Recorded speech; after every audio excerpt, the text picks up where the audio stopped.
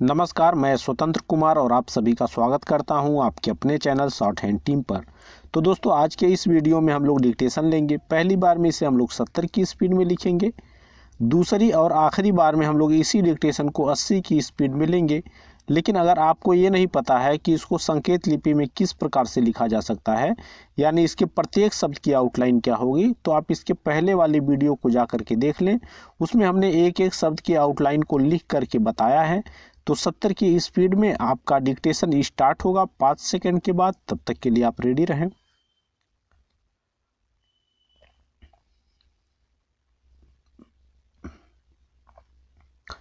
Start. हमने संविधान में छुआछूत हटाने का संकल्प लिया।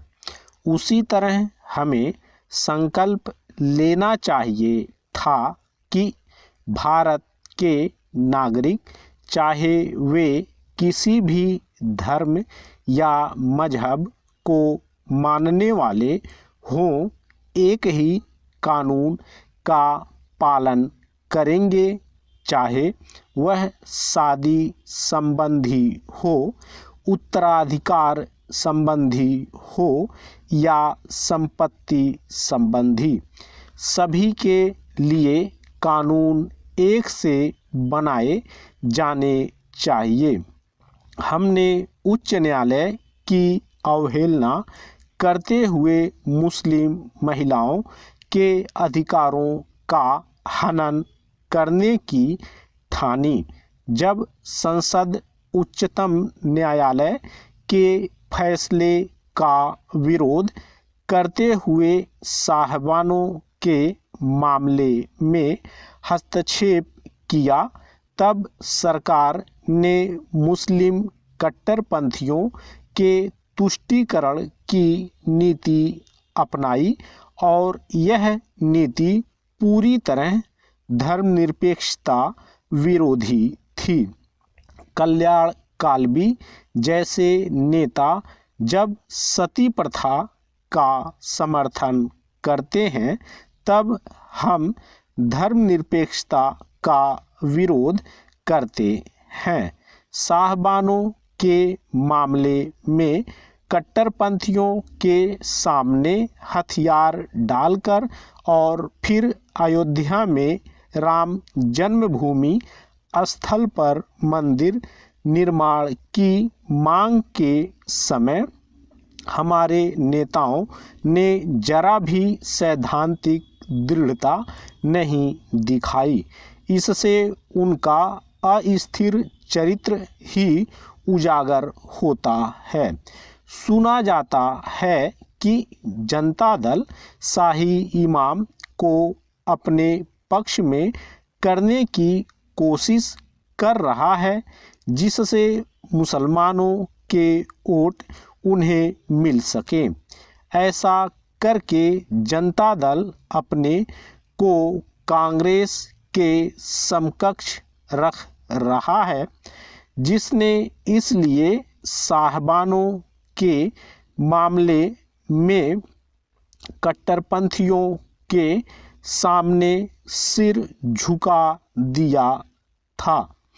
विशुद्ध धर्मनिरपेक्षता का रास्ता कट्टरपंथियों के सामने हथियार डालने से प्रशस्त नहीं होगा, बल्कि हमें एक दृढ़ नीति अपनानी होगी।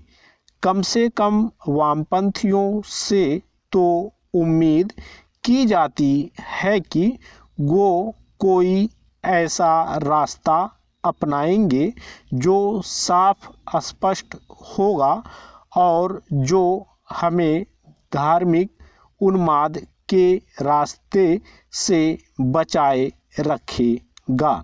स्टॉप।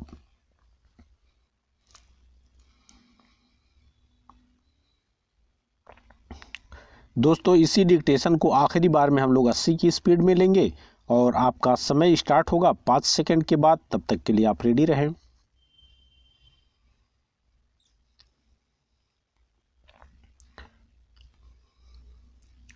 स्टार्ट। हमने संविधान में छुआछूत हटाने का संकल्प लिया, उसी तरह हमें संकल्प लेना चाहिए था कि भारत के नागरिक चाहे वे किसी भी धर्म या मजहब को मानने वाले हों, एक ही कानून का पालन करेंगे, चाहे वह शादी संबंधी हो, उत्तराधिकार संबंधी हो या संपत्ति संबंधी। सभी के लिए कानून एक से बनाए जाने चाहिए।